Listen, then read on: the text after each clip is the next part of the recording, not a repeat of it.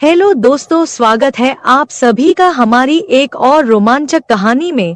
उम्मीद करती हूँ कि आपको यह कहानी बेहद पसंद आएगी। मैं उन लड़कियों में से थी जिन्हें अपने बिस्तर पर सोने का बहुत ज्यादा शौक था। शायद इसकी वजह यह थी कि मैं अपने भाई बहनों में सबसे छोटी थी और हमेशा अपनी माँ के पास सोती थी। भले ही मैं छोटी थी, लेकिन जब सब सो जाते और कमरे की रोशनी बंद हो जाती, तब भी अगर माँ पापा को बुलाकर अपने पास आने को कहती, तो मेरी आंखें खुल जाती थी। जब मैं छोटी थी और माँ मुझे सुलाने के बाद पापा के पास जाती, तो मैं जाग जाती और रोना शुरू कर देती। मुझे माँ के बिना बिल्कुल भी नींद नहीं आती थी। जब तक मैं माँ के चेहरे पर हाथ नहीं रख लेती, मुझे सुकून नहीं मिलता था। लेकिन जैसे जैसे मैं बड़ी और समझदार होती गई, माँ ने मुझसे कहा कि अब मुझे अपनी बड़ी बहन के साथ दूसरे कमरे में सोना चाहिए। मैंने फौरन इनकार कर दिया और माँ के सीने से चिपक गई। मैंने कहा, नहीं, मैं तो बस आपके ही पास ही सोऊंगी। मुझे आपके बिना नींद नहीं आती। माँ एक ठंडी सांस लेकर कहती है, बेशर्म, तुझे तो जरा भी शर्म नहीं है। उस वक्त मुझे इन बातों का मतलब समझ नहीं आता था, लेकिन जैसे जैसे मैं बड़ी होती गई, एक रात जो आवाज मैंने सुनी उसने मुझे हैरान कर दिया।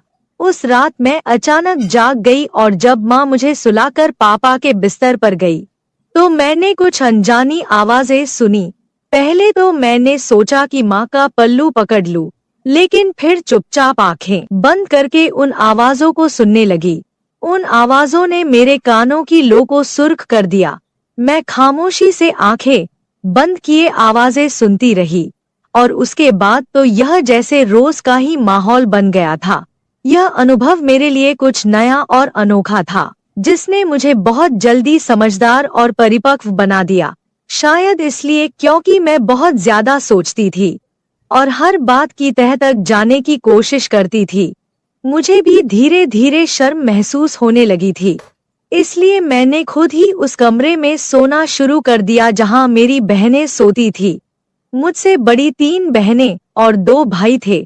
समय बीतता गया और सभी शादी की उम्र तक पहुंच गए। मेरे सभी भाई बहनों की मुझसे पहले ही शादियां हो गई। जब मेरी शादीशुदा बहनें किसी फंक्शन के लिए हमारे घर आती, तो रात को छुपकर तीनों आपस में बातें करती और खूब हंसती। लेकिन जैसे ही मैं वहां पहुंचती, सब चुप हो जाते।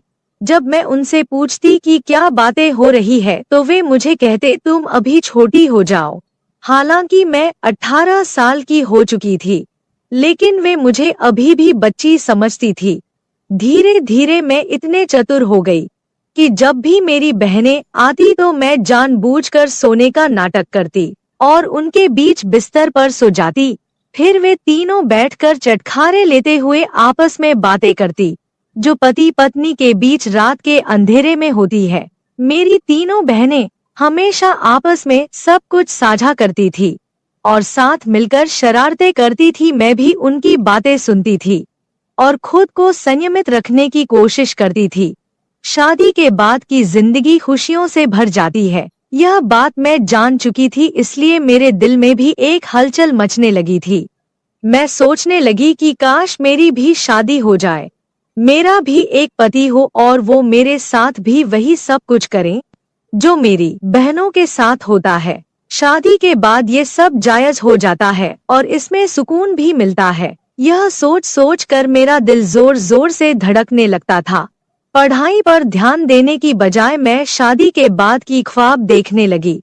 हर रात एक अजीब सी बेचैनी मेरी रग रग में समा जाती थी। मैं जब कमरे में अकेली होती, तो अपने मोबाइल पर इंटरनेट पर लड़के लड़कियों की रोमांटिक सॉन्ग देखती और फिर खुद को उस लड़की की जगह महसूस करती। मैं उस लड़के की जगह अपने भावी पति की कल्पना करती और सुकून महसूस करती थी। एक दिन मेरी बड़ी बहन घर आई हुई थी। भाभी और मेरी बहन आपस में कुछ ऐसी बातें कर रही थी जिन्हें सुनकर मेरी बेचैनी बढ़ती जा रही थी। मैं खुद पर काबू पाने की कोशिश कर रही थी, लेकिन अंततः मैं खुद को रोक नहीं पाई और रात को फिर से वही वीडियो देखने लगी। उसी वक्त मेरी बहन जाग गई और उसने मुझे यह सब करते हुए देख लिया। उसने मेरा मोबाइल छीन लिया और मेरे चेहरे पर एक थप्पड़ मार दिया। फिर गुस्से में बोली, अपनी उम्र देख और अपने काम देख। मैं समझ नहीं पा रही थी कि तू पढ़ाई पर ध्यान क्यों नहीं दे रही थी। तू तो वक्त से पहले ही इन गंदे कामों में पड़ गई है। तुझे बहुत शौक है अपनी जिंदगी में किसी को शामिल करने का। देखती हूँ सुबह माँ से कहती हूँ कि तेरी यह बेटी एक दिन तेरा मुंह काला करके चली जाएगी। इससे पहले कि कुछ और बुरा हो इसे यहाँ से चलता करो। जब मेरी बहन को मेरी इस हरकत का पता चला तो मैं बहुत डर गई। मैं रोने लगी और उससे हाथ जोड़कर माफी मांगने लगी। नहीं दीदी, ऐसा कुछ नहीं है, मैं तो बस ऐसे ही देख रही थी। लेकिन उसने मुझे खूब डांटा। अगले दिन मेरी बहन ने मुझे मेरा मोबाइल वापस कर दिया, लेकिन यह वादा लिया कि अगर दोबारा इस तरह की फिजूल वीडियो देखी तो अंजाम बुरा होगा। मैंने भी तौबा कर ली थी। पर जब मैं कॉलेज जाती और अपनी सहेलियों को उनके बॉयफ्रेंड के साथ गंदी बातें करते हुए सुनती तो फिर से मेरे अंदर वही भावनाएं जागने लगती। मैं 18 साल की थी जब मेरी बहन ने एक बार फिर मुझे मोबाइल पर वही वीडियो देखते हुए देख लिया। वह कहने लगी, तुझसे मना किया था ना, फिर भी नहीं मानी। लगता है तेरी जवानी कुछ ज्यादा ही जोश दिखा रही है। चल अब माँ को बताती हूँ। मुझसे रहा नहीं गया तो मैंने गुस्से में कह दिया, हाँ, खुद तुम लोग शादी करके अपनी जिंदगी एंजॉय कर रहे हो और मुझे एक वीडियो भी नहीं देखने देती। इससे अच्छा तो माँ से कह दो कि मेरी भी शादी करवा दो। मैं शादी लायक हो चुकी हूँ, घर के काम भी अच्छे से कर लेती हूँ और पढ़ाई लिखाई में मेरी वैसे भी कोई खास दिलचस्पी नहीं है। जब भी मैं कुछ कहती हूँ लोग मेरी माँ बनकर मुझे डांटने पर तुले रहते हैं। मेरी बहन ने मुझे थप्पड़ मारा और कहा, क्या जमाना आ गया है, जाओगी तब सीधी हो जाओगी। ससुराल में सिर्फ पति ही नहीं होता बल्कि ढेर सारी जिम्मेदारियां भी होती है। हम तो ससुराल की थकान लेकर मायके में आकर चैन की सांस लेते थे। रात को पति का मूड देखना पड़ता है, गुस्सा सहना पड़ता है और सुबह से ननद, देवरानी और जेठानी दिमाग खराब करती है। महंगाई और बिजली के बिल वैसे ही सरदर्द देने के लिए तैयार रहते हैं। तुम्हें शादी आसान लगती है लेकिन असल में ऐसा नहीं है। मेरी बहन ने मुझे बहुत समझाया लेकिन मैं कहाँ समझने को तैयार थी। मेरे लिए भी रिश्ता देखा जाने लगा। सबसे पहले जो रिश्ता आया वो मेरी भाभी के खानदान का था। मेरी भाभी तो वैसे भी मुझे कुछ खास नहीं समझती थी और मुझे उस घर से निकालने के चक्कर में थी। जब लड़के की तस्वीर दिखाई गई तो वह बहुत खूबसूरत था। उसे देखकर मेरे दिल की धड़कन तेज हो गई। उसके साथ शादी के बाद का ख्याल आते ही मेरे अंदर एक अजीब सी खुशी दौड़ने लगी। हमारे घर वाले सादगी पसंद थे, इसलिए हमारी शादी भी सादगी से होने वाली थी। शादी की तैयारियां शुरू हो गई और फिर वह दिन आ गया जब मैं मेहंदी की दुल्हन बनकर बैठी थी। खानदान की सारी औरतें आकर मेहंदी की रस्म निभा रही थी। मैं भले ही गंभीरता से बैठी थी लेकिन अंदर से मेरे मन में खुशी की लहर दौड़ रही थी। अगले दिन मैं अपने पति के पास पहुंचने वाली थी और इस ख्याल से ही मेरे अंदर हलचल मच रही थी। मैंने अनगिनत सपने सजाकर रात बिताई। अगले दिन मेरे दिल में एक अजीब सी खलबली थी, लेकिन मायके को छोड़ने का दुख भी था। जब मैं तैयार होने के लिए ब्यूटी पार्लर जा रही थी तो एक बार मुड़कर अपने उस घर को देखा जिसे छोड़कर मुझे जाना था। आज मैं उस घर को हमेशा के लिए छोड़ने वाली थी। बस बात जब मैं इस घर में वापस आती तो एक मेहमान के रूप में आती। आज इस घर में मेरा आखिरी दिन था। यह सोचकर मेरी आंखों में आंसू आ गए। फिर मैं दुल्हन बनकर शादी हॉल के लिए रवाना हो गई। शादी हो चुकी थी और मैं दुल्हन के रूप में सबसे ज्यादा खूबसूरत लग रही थी। मेरा दूल्हा भी कुछ कम नहीं लग रहा था। लोग हमारी जोड़ी की तुलना चांद और तारों से कर रहे थे। शादी के बाद विदाई का समय आ गया और मैं अपने ससुराल आ गई। मेरी सास बेहद खुशमिजाज और आजाद सोच रखने वाली औरत थी। उन्हें देखकर कोई नहीं कह सकता था कि वो मेरी सास है, बल्कि वह अपने बेटे की बड़ी बहन लग रही थी। उनका व्यवहार ऐसा था कि मुझे भी खुशी थी कि शादी के बाद हम दोनों सास बहू नहीं बल्कि माँ बेटी बनकर रहेंगे। जब मैं रुखसत होकर अपने ससुराल पहुंची तो मेरी सास ने साड़ी पहनी हुई थी और बाल खुले हुए थे। वो वाकई माँ कम और बड़ी बहन ज्यादा लग रही थी। उन्होंने ने ही मुझे आकर कमरे में बैठाया। जब मैं बेड पर बैठी तो मेरी सास पास आकर बैठ गई। उन्होंने मेरा दुपट्टा थोड़ा पीछे करके ठीक किया और मेरी तरफ देखकर कहने लगी, तुम्हें देख तो मेरा बेटा पागल हो जाएगा। तुम बहुत खूबसूरत हो और अपने पति को सही तरह से संभाल लोगी। यह सुनकर मैं शर्म से लाल हो गई।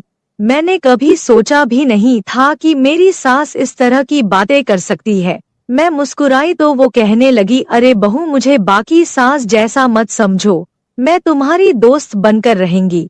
तुम मुझसे बिना झिझक कुछ भी शेयर कर सकती हो। उनकी बातें सुनकर मेरा मन हल्का हो गया और मुझे यकीन हो गया कि हमारा रिश्ता सास बहू से बढ़कर दोस्ती का होगा। अगर सुहागरात को लेकर मुझसे कुछ पूछना चाहती हो या कोई मसला है तो बताओ, फिक्र की कोई जरूरत नहीं है। मैं तो पहले ही शर्म से पानी पानी हो चुकी थी।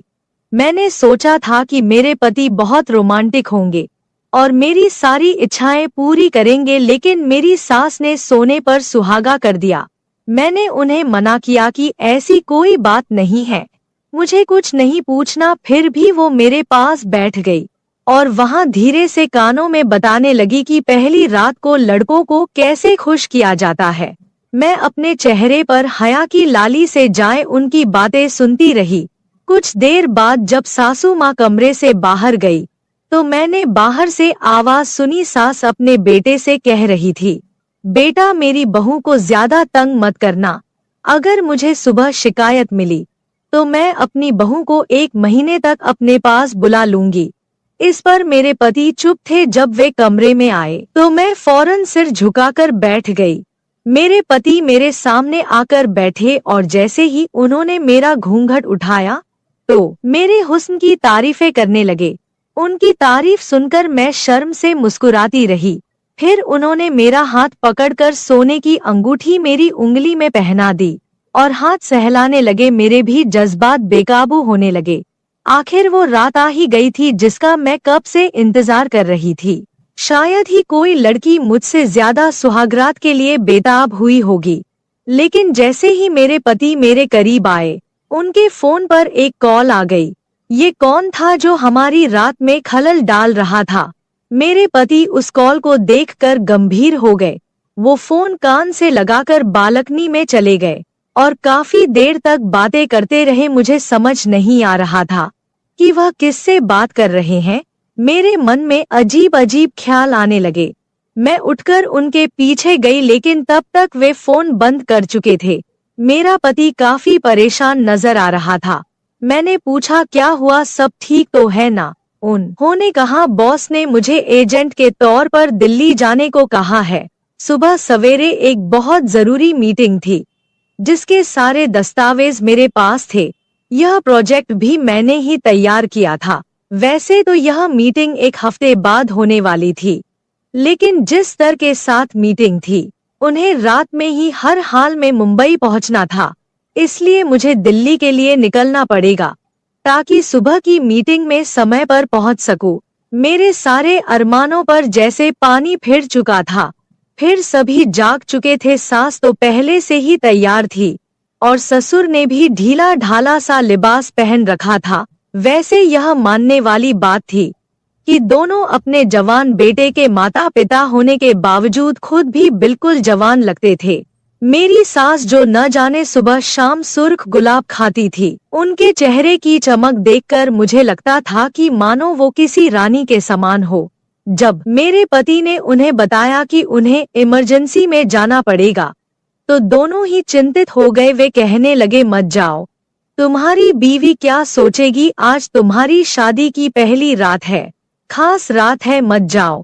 लेकिन मेरे पति ने कहा कि नौकरी चली जाएगी, उस रात का क्या है, हमने तो पूरी जिंदगी एक साथ गुजारनी है। मेरे पति जैसे तैसे समझाकर वहां से चले गए और मैं बस मुंह देखती रह गई। मैंने उनके सामान पैक करने में मदद की थी। जब वह एयरपोर्ट के लिए निकल चुके थे तो ससुर उन्हें छोड़ने गए। सास मेरे पास आकर बैठ गई और बार बार माफी मांगने लगी, लेकिन मैंने कहा कोई बात नहीं, हो जाता है। जब ससुर लौटकर आए तो दोनों अपने कमरे में चले गए और मैं कपड़े बदलकर बिस्तर पर सोने के लिए लेट गई। अंदर से मैं बहुत बेचैन थी और सोच रही थी कि अब ये 2 दिन कैसे काटूंगी। खैर, जहाँ इतने साल निकाले हैं वहाँ से 2 दिन भी निकाल दूंगी। उस रात मैं सो गई। सुबह कुछ मेहमान मेरे मुंह दिखाई के लिए आए थे। हर कोई पूछ रहा था तुम्हारा पति कहाँ है, दूल्हे के बिना तो दुल्हन अधूरी होती है। इस तरह की बातें सुनकर मैं शर्म से लाल हो रही थी।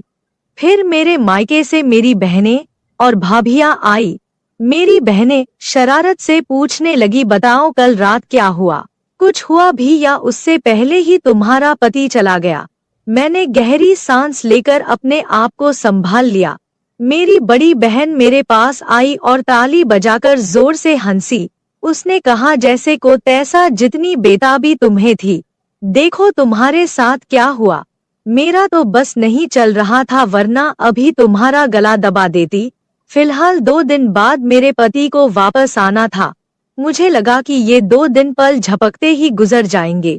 मैं अपनी सास के साथ काफी घुल मिल गई थी। उनके चेहरे पर इतनी चमक थी कि कई कुंवारी लड़कियां भी ऐसी चमक के लिए तरसती थी। लेकिन मेरे पति मुझसे और दूर होते जा रहे थे। अब वह कहने लगे कि 2 हफ्ते बाद आएंगे, जबकि मैं यहाँ सास ससुर की खूब सेवा कर रही थी। उस दिन जब मेरी सास ने हमारे लिए चाय बनाई और लिविंग रूम में लाई तो मैं उनके पास ही बैठ गई। मैंने उनके चेहरे की ओर देखा और कहा, अरे मम्मी जी, आप ऐसा क्या खाती है? आपको देखकर बिल्कुल भी नहीं लगता कि आप एक जवान बेटे की माँ हैं। इतनी चमक तो आजकल की कुंवारी लड़कियों में भी नहीं होती। मेरी बात सुनकर सास हंसते हुए बोली, अरे पगली, तेरे ससुर मुझसे इतनी मोहब्बत करते हैं। इस उम्र में भी पूरी रात मुझे सुकून और खुशी देते हैं। जब और औरतें इन चीजों के लिए तरसती है, मेरे पास वो सब कुछ है, फिर क्यों न मैं किसी जवान लड़की की तरह चमकती रहूं। सास की बात सुनकर मैं शर्म से लाल हो गई। उस रात मैं बेचैन होकर सोने की कोशिश करती रही, लेकिन आधी रात को बेचैनी इतनी बढ़ गई कि पसीने से भीग गई और गला सूख गया। मैंने देखा कि पानी का गिलास खाली था, इसलिए मैं किचन की ओर चल पड़ी। लेकिन तभी मुझे सास ससुर के कमरे से अजीब आवाजें सुनाई देने लगी। ये आवाजें सुनकर मैं खुद को रोक नहीं पाई और उनके कमरे की तरफ बढ़ गई। बिना सोचे समझे दरवाजे के पास कान लगाकर बातें सुनने लगी। जो आवाजें मैंने सुनी उसने मुझे शर्म से पानी पानी कर दिया। ये लोग बुजुर्ग हो चुके थे, लेकिन इस उम्र में भी ये सब कर रहे थे। मेरी सास उनसे कह रही थी, मेरी उम्र का लिहाज कर लो, घर में जवान बहू है। लेकिन जो जवाब मेरे ससुर ने दिया उसे सुनकर मेरे पैरों तले जमीन ही खिसक गई। मैं बिना पानी पिए ही वापस कमरे में जा चुकी थी। काफी देर तक सोचती रही कि क्या जो मैंने सुना वो सच था या मेरी गलतफहमी थी। मेरा ससुर अपनी बीवी से कह रहा था, अरे तो क्या हो गया, वो कौन सी दूध पीती बच्ची है, वो भी तो हमारे बेटे के साथ यह सब करने के लिए ही आई है। यह अलग बात है कि बेचारी अब तक ठंडी पड़ी है। यह सुनकर मेरे होश उड़ गए थे। मैं कभी सोच भी नहीं सकती थी कि एक ससुर अपनी बहू को लेकर इस तरह की बातें कर सकता है। सुबह जब सास ससुर कमरे से बाहर आए तो मैं उनसे नजरें मिलाने की हिम्मत नहीं कर पा रही थी। मुझे ससुर से अजीब सा डर महसूस हो रहा था, क्योंकि अब मैं उनकी नजरों का इशारा समझ चुकी थी। वो मुझे सर से पैर तक अजीब निगाहों से घूर रहे थे। जब मैंने पति से बात करने की कोशिश की तो उन्होंने यही कहा, मैं बिजी हूँ, बहुत काम है, वापस आने में समय लगेगा।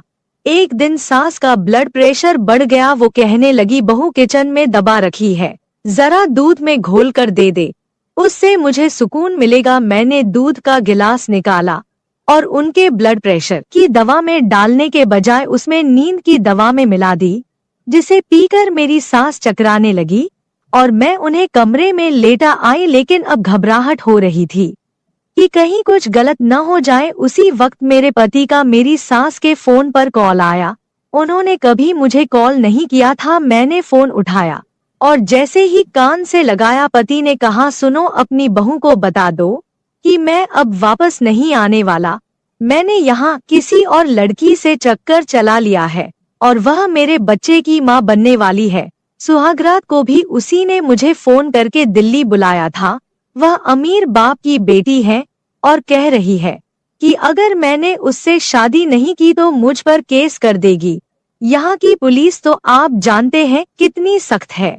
मजबूरी में मुझे उससे शादी करके उसके बच्चे को अपनाना पड़ेगा और बदले में मुझे करोड़ों की जायदाद भी मिल रही है। फिर भला क्या रखा है आपकी उस बहू में? बहुत जल्द मैं आप दोनों को भी यहाँ बुला लूंगा। सुकून की जिंदगी गुजारेंगे, बस किसी तरह इस नालायक बहू से पीछा छुड़ा लें। यह सुनते ही मेरे पैरों तले जमीन खिसक गई। सारे सपने मिट्टी में मिल चुके थे। मैं अपनी सास को उस हालत में छोड़कर घर लौट आई। रो रो कर मैंने अपने माता पिता और भाइयों को सब कुछ बताया। वे तुरंत मेरे ससुराल पहुँचे और जमकर बहस हुई। मेरे सास ससुर ने यहाँ तक कह दिया कि एक बार जायदाद हमारे बेटे के नाम हो जाए, फिर हम उसे भी छोड़ देंगे और रिया ही हमारी बहू रहेगी। लेकिन मेरे पिता ने साफ मना कर दिया। कुछ सालों बाद अदालत में केस चला और मेरा अपने पति से तलाक हो गया। कम उम्र में ही मैंने ये सब झेला। मेरी बहन सही कहती थी कि शादी के बाद बहुत कुछ ऐसा होता है जो एक लड़की की जिंदगी को पूरी तरह बदल देता है। जो मैं कभी हंसमुख, चुलबुली और भावुक हुआ करती थी, अब खामोश रहने लगी थी। अब मेरी उम्र 25 साल हो चुकी है। मेरे लिए कई रिश्ते आते हैं, लेकिन मर्दों पर से मेरा भरोसा पूरी तरह से उठ गया है। शादी का नाम सुनते ही मेरा दिल डर से कांप उठता है। आपको क्या लगता है, क्या मुझे शादी कर लेनी चाहिए या सभी मर्द ऐसे नहीं होते हैं? अगर मुझे फिर से धोखा मिला तो? दोस्तों, यह थी मेरी कहानी। दोस्तों, मैं आप लोगों को दिल से धन्यवाद करती हूँ। आप लोग के सपोर्ट से मेरी YouTube फैमिली। दोस्तों, ऐसे ही अपना प्यार और सपोर्ट बनाए रखें और जल्दी से जल्दी सब्सक्राइबर पूरा कर दीजिए। दोस्तों, मैं आपको एक से बढ़कर एक कहानी रोज लाती रहूंगी दोस्तों। पर दोस्तों, अभी भी जो लोग चैनल को सब्सक्राइब नहीं किए हो, जल्दी से कर दीजिए और वीडियो को लाइक करके मेरा सपोर्ट कर दीजिए।